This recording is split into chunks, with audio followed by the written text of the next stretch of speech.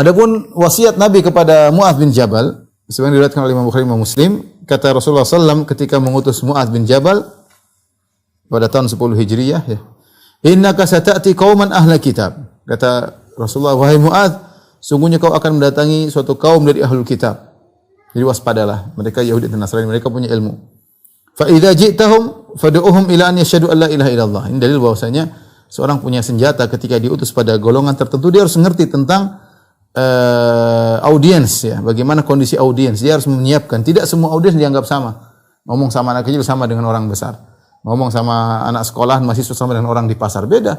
Ngomong sama penguasa dengan rakyat dianggap sama. Ini enggak benar. Enggak benar. Harus tahu kondisi audiens. Makanya disebut ada namanya di antara ilmu al-basirah, ilmu yang dimiliki oleh seorang dai adalah tentang ahwal mad'uin, tentang kondisi-kondisi audiens beda-beda. Ketika di negeri Yaman banyak orang-orang Yahudi atau Nasara, maka ahlul kitab, Rasulullah ingatkan kepada sallallahu alaihi wasallam, ingatkan kepada Mu'adz, innaka ta'ti qauman ahla kitab, wahai Mu'adz, kau akan mendatangi kaum ahlul kitab, waspadalah, ya. Fa idza ji'tahum fad'uhum ila an yashhadu an la ilaha illallah. Jika kau datang kepada mereka, serulah mereka untuk mengucapkan asyhadu an la ilaha illallah wa anna muhammadar rasulullah. Artinya mereka belum Islam. Ya, mereka kalau meninggal tidak mengucapkan syahadatain masuk neraka jahanam. Yahudi dan Nasara, innal ladzina kafaru min ahlil kitab wal musyrikin fi nari jahannam. Sungguhnya orang kafir dari ahlul kitab dan orang musyrik di neraka jahanam, kata Allah Subhanahu wa taala. Datang orang liberal memang semuanya di surga. Kalau semuanya di surga, ngapain Rasulullah ngutus Mu'adz? Capek-capek aja, kurang kerjaan. Kirim surat ke Heraklius supaya masuk Islam, kirim surat kepada Muqawqis supaya masuk Islam. Nabi kurang kerjaan. Semua agama benar, kenapa Nabi mesti dakwah? Enggak perlu dakwah, semuanya agama benar kok. Ya. Tentunya Nabi melakukan ini karena semua agama salah.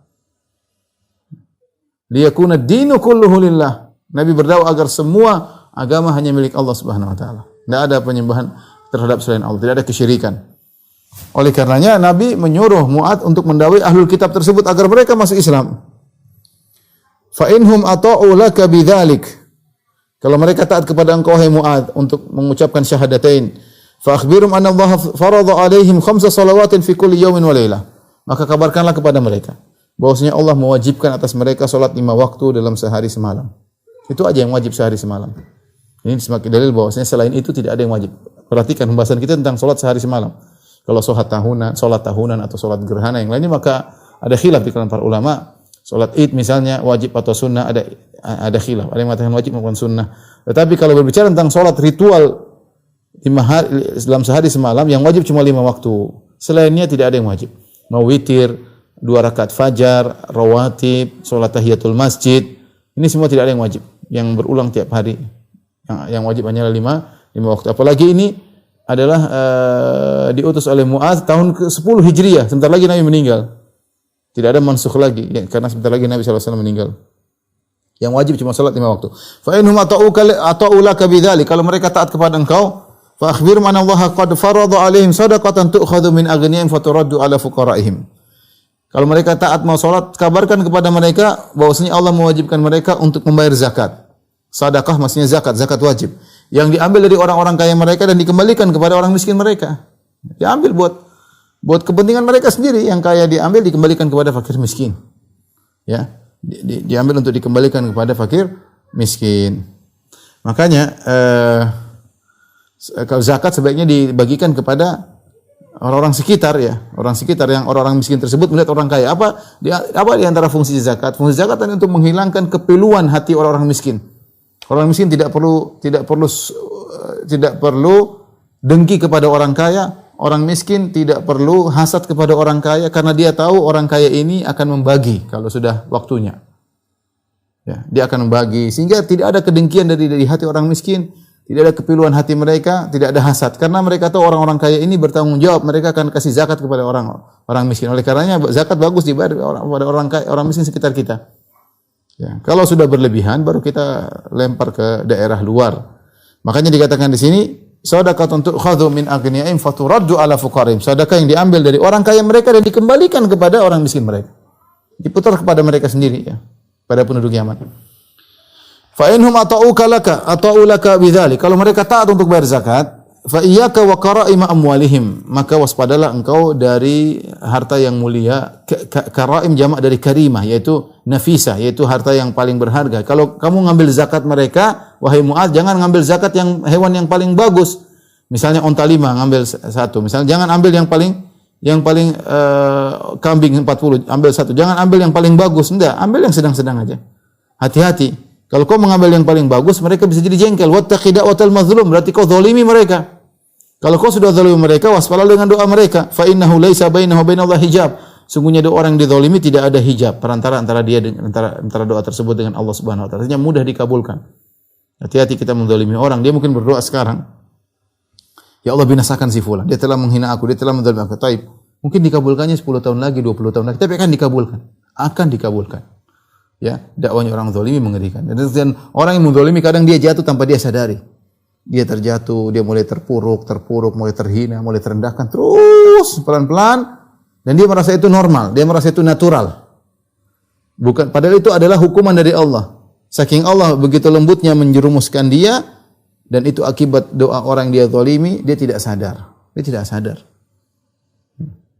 Sebagian orang-orang musyrikin, walaqad akhadnahum bil adzabi famastakanu li rabbihim wa ma yatadarrun. Sungguh kami telah menyiksa, memberi hukuman kepada orang-orang musyrikin, famastakanu li rabbihim, mereka tidak tunduk kepada Allah. Subhanallah, mereka sekarang kan perkara biasa, natural, alami, ada musibah ini, ada musibah musibah itu, enggak ada masalah ya. Ini bahayanya. Oleh karenanya waspada dengan doa orang yang jangan zalimi orang lah, jangan zalimi orang apapun, jangan jatuhkan harga dirinya. Jangan berbohong atas namanya, jangan ngada-ngadain asal nuduh sembarangan. Diberikan harga diri tidak gampang, jangan ambil hartanya, jangan tumpahkan darahnya, jangan lukai tubuhnya. Ini semua nanti ada urusan di akhirat kelak. Kemudian di antara wasiat Nabi kepada Mu'adz bin Jabal radhiyallahu ta'ala anhu, kata Mu'adz, "Akhir ma awsani bihi Rasulullah sallallahu alaihi wasallam hina wada'tu rijli fil gharzi." Akhir wasiat Nabi sallallahu alaihi wasallam ketika aku meletakkan kakiku ya di atas pijakan untuk naik onta, Rasulullah berkata, wasiat terakhir setelah wasiat ini Rasulullah berkata, "Ya Mu'adz, ahsin khuluqaka linnas." Wahai Mu'adz, indahkan akhlakmu terhadap orang-orang. Kenapa? Karena Mu'adz akan diutus sebagai dai. Dia akan berhadapan berbagai macam model manusia, pembangkang, ada yang ngeyel, ada yang baik, maka perbaiki akhlakmu. Perbaiki akhlakmu. Seorang dai berusaha menjaga akhlaknya, ya, penuh kekurangan, tapi berusaha menjaga tulisannya, berusaha menjaga lisannya, berusaha menjaga akhlaknya, jangan cepat emosi, jangan mudah terprovokasi, jangan termudah dibisik-bisiki, ya. Semua dipikir dengan apa? Dengan baik. Bukan ada sesuatu kemudian teriak-teriak di medsos, ya. Tenang. Baik. Ketika Mu'adz akan pergi, maka Rasulullah SAW berkata kepada Mu'adz, ya Mu'adz. Mu'adz sudah naik di atas ontanya, Rasulullah berjalan sambil melepaskan Mu'adz. Subhanallah. Ini pertemuan terakhir Mu'adz dengan Nabi SAW. Nabi melepaskan Mu'adz. Kata Nabi SAW, "Ya Mu'adz, innaka asa alla talqani ba'da ami hadha." Wahai Mu'adz, bisa jadi setelah tahun ini kau tidak akan bertemu dengan aku. Wa la'allaka an tamurra bi masjidi hadha wa qabri. Bisa saja kau akan melewati masjidku dan melewati kuburanku. Fabaka Mu'adz, maka Mu'adz pun baka jasha'an li firaqi Rasulillah sallallahu alaihi wasallam, ya. Maka Mu'adz pun menangis karena harus berpisah dari Nabi sallallahu alaihi wasallam. Kemudian Rasulullah SAW, thumma altafata Rasulullah SAW nahwal Madinah, kemudian Rasulullah SAW balikkan wajahnya kota Madinah. Rasulullah SAW berkata, "Inna awlan nasi bi al-muttaqun." Orang yang paling utama denganku, yaitu mendapatkan syafaatku, mendapatkan perhatianku, adalah orang yang bertakwa. Man kanu wa haitsu kanu, siapapun orangnya dan dimanapun dia berada, ya. Orang yang paling dekat dengan Nabi yang paling bertakwa. Orang yang paling bertakwa, "Inna akramakum indallahi atqakum." Yang paling mulia di sisi Allah adalah yang paling bertakwa, maka demikian juga di sisi Nabi sallallahu alaihi wasallam, orang yang paling bertakwa.